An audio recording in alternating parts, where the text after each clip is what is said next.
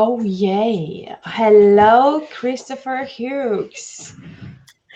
I think we need to come up with a new greeting. Cred că trebuie să găsim un alt salut. I totally agree because it's either this hello or is it we're live. Sunt de acord pentru că sau este bună ziua sau este suntem vii. Or it's good evening, but for you it's good morning. Sau e bună seara, dar pentru tine sau pentru voi e bună dimineața. Actually, for the Romanians, it's like midday. Pentru români e miezul zilei. So they are having lunch. Adică sunt la prânz acum. So how does it get any better than that? And I'm smelling dinner cooking. Și la mine miroase a cină. What's cooking? What's cooking? Roasted tomatoes and feta cheese. Oh, ce gătești? Roșii, roasted. How do I say that? Roșii la grătar și brânză feta. Oh my, that's kind of healthy. E cam sănătos. I'll teach you the easiest recipe and it's so delicious. Am să te învăț rețeta asta și cea mai delicioasă. You just take a pan, like an oven dish. Iei o chestie de asta de băgat în cuptor. And put in lots of little tomatoes. Și pui roșii mici în tava aia. And one block of feta cheese, like one block. Și o bucată mare, un pătrat de la mare de brânză feta. You just put it in the middle. Pui în mijloc. With all the tomatoes. Cu toate roșiile astea în jur. Put olive oil. Un pic de ulei de măsline. And salt and pepper. Sare și piper. Put it in the oven. Pui în cuptor. For 30 or 40 minutes. 30-40 de minute. Oh, no, I'm like already drooling for some reason. Deja bălesc. The cheese gets all melted and bubbly. Brânza asta devine topită și face bulbuci.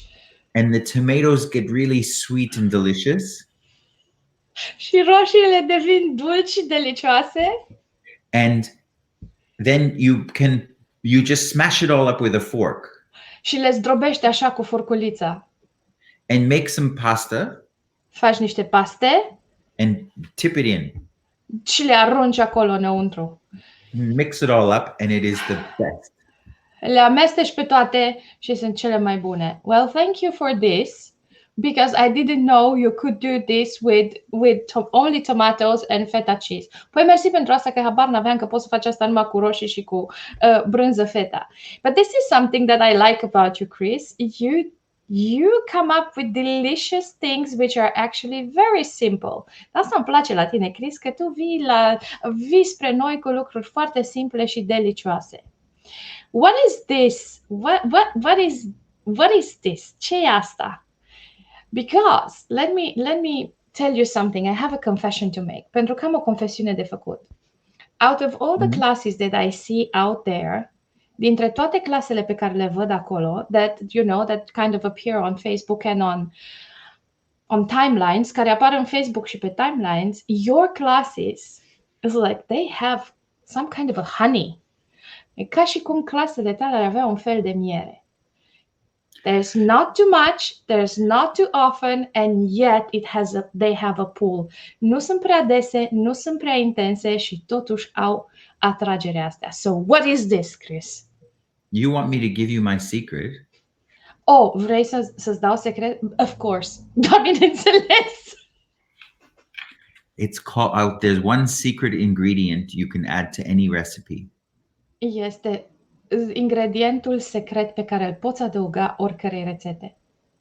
What is going on with my hair? It's like... Ce se întâmplă cu părul meu? E nebunit. Well, maybe a lot of entity activity. I don't know. When my hair gets messy, I know that there are entity playing with it. Nu știu, poate că sunt niște entități pe acolo. Când părul meu o ia razna, știu că e vorba de entități. So, what's that secret ingredient? Care e ingredientul ăla secret? Can you guess? Poți să ghicești? It's you? Ești tu? Yes, but... Da, actually, și... De fapt.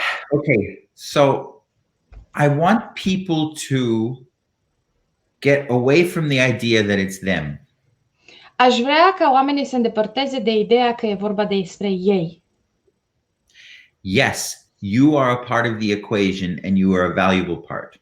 Da, ești parte din ecuație și ești o parte importantă. But the tools that you have to offer is what people are actually looking for. Dar instrumentele pe care le ai de oferit sunt ceea ce oamenii caută cu adevărat. More? Okay. About 10 years ago, Gary did a survey of the entire Access database. Acum vreo 10 ani, Gary a făcut un fel de chestionar pentru întreaga bază de date din Access. And he asked them 3 simple questions to find out how they found Access and why they chose it. Și le-a pus 3 întrebări simple ca să afle cum au găsit Access și de ce l-au ales. And he gave me all of the data. Și mi-a dat toate informațiile mie. And he said, make this into something that is I can understand. Tradule în ceva ce pot să înțeleg și eu. I love that. And I found one thing almost unanimously. Și am găsit un element aproape unanim. Nobody came to an Access class because of a facilitator. Nimeni nu a venit într-o clasă Access din cauza facilitatorului. Wow, this is immense! Bă, asta e imens! Yeah, because there were even facilitators who had hired a marketing person and public relations help. Pentru că erau facilitatori care aveau deja programe de marketing și aveau ajutor în relațiile cu publicul. But almost unanimously, people found Access because they wanted the tools. Dar în mod unanim, oamenii au găsit Access pentru că vroiau instrumentele. It had almost nothing to do with the individual facilitator.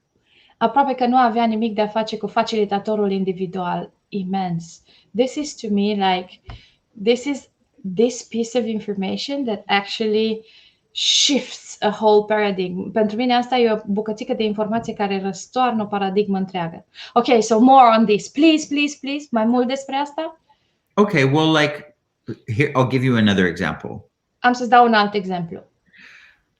A friend called me the other day and they said, oh, there's a 3-day body class in my town. Should I go? M-a sunat un prieten și mi-a spus, e o clasă de corp de 3 zile în orașul meu. Ar trebui să merg? And he said, do you know this facilitator? Is she any good? M-a întrebat, cunoști facilitatorul ăsta? E bun de ceva? And I said, who cares? Și am spus, cui îi pasă? You're going to spend 3 days with a partner exchanging body processes. It's not about the facilitator.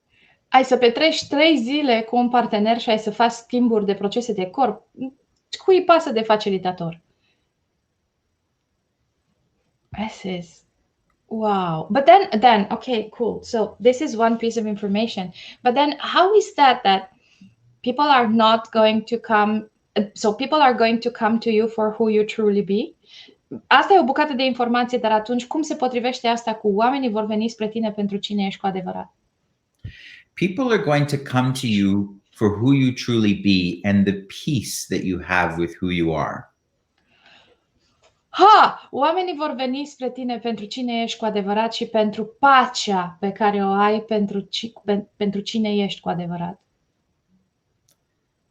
Like if you don't have much judgment of yourself and you have the secret ingredient, which is allowance. Dacă nu ai judecată față de tine și ai ingredientul secret care se numește îngăduință, that will bring people. Asta o să-ți aducă oameni. But this is not all. Yeah, okay. Go on. See, what people sense in others is either their need or the resistance that they have in their world. Ce percep oamenii în altcineva este sau nevoia lor sau rezistența pe care o au în lumea lor. And if you have allowance for you, și dacă ai îngăduință pentru tine, that resistance dissipates. Rezistența asta se disipează. And as a result, people cannot resist you when you have no resistance. Și atunci, ca rezultat, oamenii nu pot să-ți reziste atunci când nu ai rezistență. Oh my God, this is... Can you make a class on this? Poți să faci o clasă pe asta? I have one this week coming up. Oh, dar am una care vine săptămâna asta, se apropie. Okay, so... Okay, I have to ask something because, first of all, I didn't get the title. Trebuie să încep ceva pentru că de la bun început n-am priceput titlul. I'm not familiar with the hustler, generally speaking, so why the hustler? Nu sunt familiarizată cu șarlatanul ăsta și de ce șarlatanul and hustler? Because hustler to some people means somebody cheap or a prostitute. Pentru că pentru cineva șarlatanul ăsta înseamnă, sau hustler înseamnă cineva ieftin sau o prostituată. And those are the same judgments that keep them from being able to sell. Și asta merge mână-mână cu judecățile care îi împiedică să vândă. Let it land in my world. Lasă să aterizeze asta în lumea mea. Okay, so when you're not willing to be seen as somebody who's cheap or a prostitute, you're actually keeping people from coming to you because of the judgment. Deci atunci când tu nu vrei să fii văzut ca un șarlatan sau ca o prostituată sau cineva ieftin, împiedici oamenii să vină spre tine din cauza judecăților tale? Yeah, you have to prove that you're not a cheap and dirty salesperson. Va trebui să demonstrezi că nu ești o persoană de vânzări ieftină și murdară. Oh my God, this swirls so much judgment in my world. Asta zgâduie atât de multe judecăți în lumea mea. Okay, more. Well, we don't want to give away the class. Nu vrem să dăm clasa. That's for sure. It's just that why is it a guide? De ce e vorba despre un ghid? Because I would really like to... The change that I'm looking to create, I want it for the people in the class and I want to create a book. Pentru că ce vreau eu este ca această clasă să creeze schimbarea pentru oamenii din clasă și clasa asta să creeze mai departe o carte. Wow! Yeah, there is an entity that has been knocking, which is a book. Este o entitate care mi-a bătut la ușă, care este cartea. See, here. So I said, okay, I will do this class so that I have other people's energy and contribution to create it.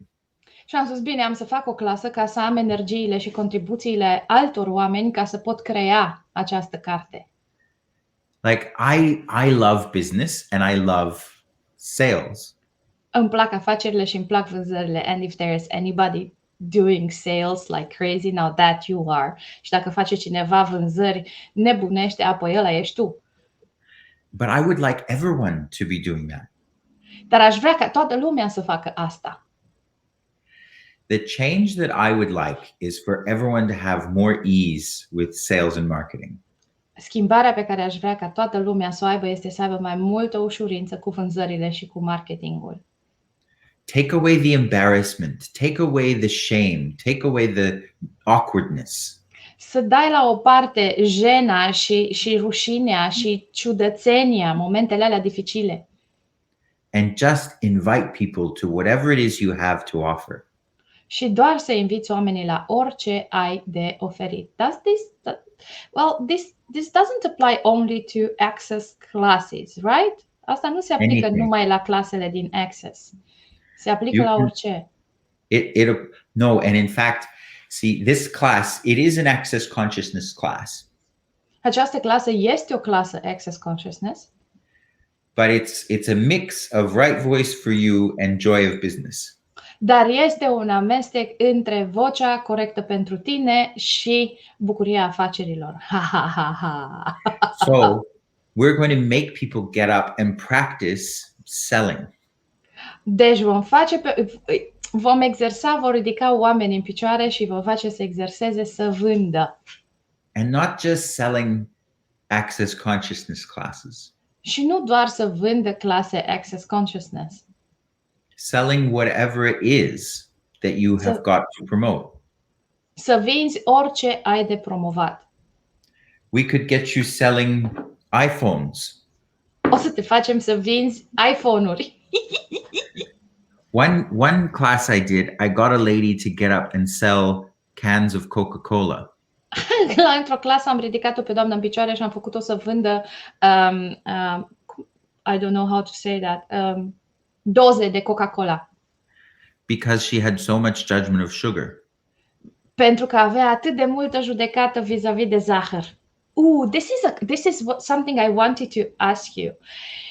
Are you going to talk about selling those products which we do not know exactly, we don't quite appreciate, because for some reason, for so many years, I thought if I don't trust or believe in that product, I cannot sell it.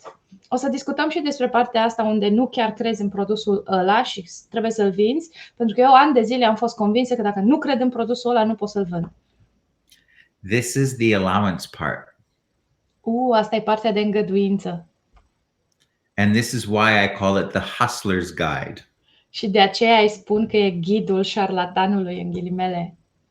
My target isn't to make everyone a manipulative person that takes advantage of people. Again, scopul meu nu is or isn't. Isn't. Scopul meu nu este să transform pe cineva într-o persoană manipulativă care profită de persoanele din jur. But if you can have allowance for that manipulation, dar dacă poți avea îngăduință pentru manipularea aia, you will no longer be the effect of it. Nu vei mai fi sub efectul ei. And you will allow yourself to sell things without trying to prove you aren't manipulative. Și vei învăța să vinzi lucruri fără să încerci să demonstrezi că ești manipulativ. Like, it's why we called it as well sales and marketing. De aceea o numim promoție, vânzări și marketing. In most people's mind, sales is the bad part. În mintea majorității oamenilor, partea de vânzări e partea nașpa. Marketing is the cool part. Marketingul este partea mișto. They have like fancy offices in Manhattan. Au birouri mișto prin Manhattan. They're like, it takes away the judgment of sales because you're really like a really cool intellectual person. Ia judecata din vânzări pentru că ești o persoană intelectuală fantastică, de fapt. We're going to look at all of that. O să ne uităm la toate astea.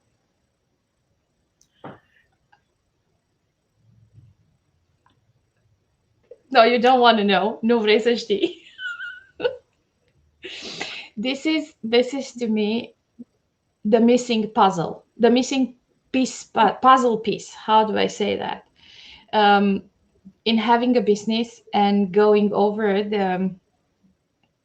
the judgment of myself, or we all have a bit of judgment over how people will receive, if they receive, how they receive, when they receive, and so on and so forth. Pentru mine e bucățica aia care lipsește din puzzle, de judecată despre mine, dacă oamenii vor primi, când vor primi, ce vor primi. Are you going to talk about how people receive or not receive you, or in this class? Vei vorbi și despre felul în care oamenii te primesc sau nu te primesc în clasa asta? Yes, and we're going to talk about how to create an engaging presence. Și vom vorbi și despre cum să creezi o prezență angajată. So you're not concerned about how people receive you. Ca să nu-ți mai faci griji despre cum te primesc oamenii. You just be what they can hear. Ești doar ceea ce ei pot să audă. And hopefully make them laugh. Și probabil că o să-i faci să râdă. You know what just landed in my world? You be what they can hear, linked with the first thing that you said, the resistance and the reaction in your world. Tocmai a picat în mintea mea ce am spus la început, rezistența și reacția și ce pot oamenii să audă. like how much we resist and react because we are not willing to bring ourselves to what people can hear. Cât de mult rezistăm și reacționăm pentru că nu vrem să ne aducem la nivelul la care oamenii pot să audă. Yeah. Instead, we're trying to avoid their judgment. Și în schimb încercăm să le evităm judecata. That's a different thing. Și asta e o chestie total diferită. Wow, so okay, so I know that there's one big objection coming up. I heard it and I'm like, okay, I'm going to ask Chris about that. Știu că există o obiecție care se ridică la suprafață pentru că am auzit-o și am să întreb pe Chris despre asta. Chris, it's going to be at 2 o'clock a.m. in Romania time. How about that? O să fie la ora 2 dimineața, ora României. How do we... Not a how. What can we tell people about that? Ce putem să le spunem oamenilor despre asta? Well, does your body want you to be at this class? Vrea corpul tău să fie în clasa asta? And if you're proper Romanians, you're vampires anyway. Și dacă sunteți români corect, sunteți oricum vampiri. I love that. So, deci, well, to tell the truth, a proper Romanian will always go to bed after midnight. And what if it doesn't go to bed, but it goes to work? Și un român adevărat merge la somn după miezul nopții și dacă nu merge în pat, ci merge la muncă. there's a lot of people that take these classes and listen to the recording afterwards if they can't be there. Sunt o mulțime de oameni care cumpără clasele astea și ascultă înregistrările dacă nu pot să fie acolo după ce s-a petrecut clasa. There's a lot of people that turn the class on and fall asleep while it's running. Sunt o mulțime de oameni care se conectează la clasă și adorm în timp ce se petrece clasa. And they receive the energy anyway. Și primesc energia oricum. Yeah. That. Asta. Yeah. With everything I buy, I ask this question. Cu tot ce cumpăr eu pun întrebarea asta. If I buy this, will it create or decay my future? Dacă voi cumpăra asta, îmi va crea sau distruge viitorul? When people are buying things from me at the Antique Guild, I give them the same question. Când oamenii cumpără lucruri de la mine din Antique Guild, le pun exact aceeași întrebare. If you buy this, will it make you money? Dacă cumpere asta, o să-ți facă bani? There's no right answer. What Și works for you? Nu există un răspuns corect, este doar ceea ce funcționează pentru tine. I'm going to pitch in. I know I'm not your salesperson, but I'm going to pitch in. Am să fac un pic de reclamă, nu sunt persoana de vânzări pentru Chris, dar every class that I bought from you, fiecare clasă pe care am cumpărat-o de la tine, opened up such universes that no one has ever been able to be there due to your allowance and the space that you be when you facilitate. N-a mai reușit nimeni să meargă în colțurile alea datorită îngăduinței și spațiului care ești. And I would like to officially thank you for that. Aș vrea să-ți mulțumesc în mod oficial and invite everybody to have a taste. You said that it's not about you. You say it's all about the tools. I would go and say it's about you and the tools and your willingness to receive. I mean, the other side. Aș spune că nu e vorba, cum Chris spune, nu e vorba despre facilitator, e vorba despre instrumente. Aș spune că este vorba și de ce ești dispus tu să primești. Wow! I'm looking forward to meet this hustler. Abia aștept să întâlnesc șarlatanul ăsta. And what for a hustler am I? That I'm not willing to acknowledge. Și ce șarlatan că sunt eu și nu vreau să recunosc. My God, this swirls my stomach. Mi întoarce stomacul pe dos. I'm excited and thank you.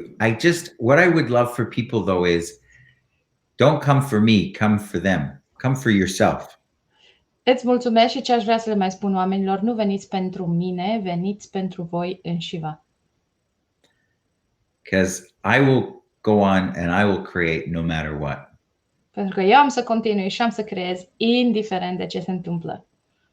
And anybody who would like more and I can contribute, I'm there. Și toată lumea cine și-ar dori mai mult și aș vrea să contribui, sunt acolo. Chris, thank you so much. This is one of those lives when we have to take notes. Mulțumesc foarte mult. E unul dintre live-urile alea în care trebuie să luăm notițe. And I'm so looking forward to be there and literally have a dive in what this really means to me and to my business. Și abia aștept să mă scufund în ce înseamnă asta pentru mine și pentru afacerea mea. And how does it get any better than that? Exactly. And also, but wait, there's more. Stai puțin, mai este ceva.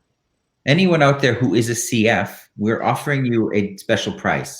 Toată lumea cine este CF, facilitator certificat, vă oferim un preț special. So your price, if you are CF, is $100 less than the normal price. Dacă ești CF, prețul tău este cu $100 mai puțin decât dacă nu ești CF. And this is, let me just remind people that this is AUD, that's Australian dollars. Și vorbim despre dolari australieni. And for the Romanians, I did the mathematics myself, it's 185 euros. Și pentru români am făcut matematica eu însă, este 185 de euro. Basically, not much. De fapt, nu e mult. I mean, what else, Chris? I'm so looking forward to this class and I'll be there. Abia aștept clasa asta și am să fiu acolo. Me too. So I can't wait. I'm very excited about this one. Și eu abia aștept. Sunt foarte entuziasmat de clasa asta. Cool. So kisses and hugs. Thank you. And it smells like tomatoes and feta cheese. Mulțumesc, Chris. Miroase a roșii și a brânzică feta. And thank all of you who are watching us. And Ina, who's been taking the pearls out of this discussion. Și mulțumim și lui Ena care a scos perlele din discuție. Kisses and hugs, the 1st and the 2nd of June, 1-2 iunie, in the middle of the night, la miezul nopții, like true, real, labeled vampires. Ca și niște vampiri adevărați cu etichetă. Thank you. Mulțumim. Thanks, everybody. Bye.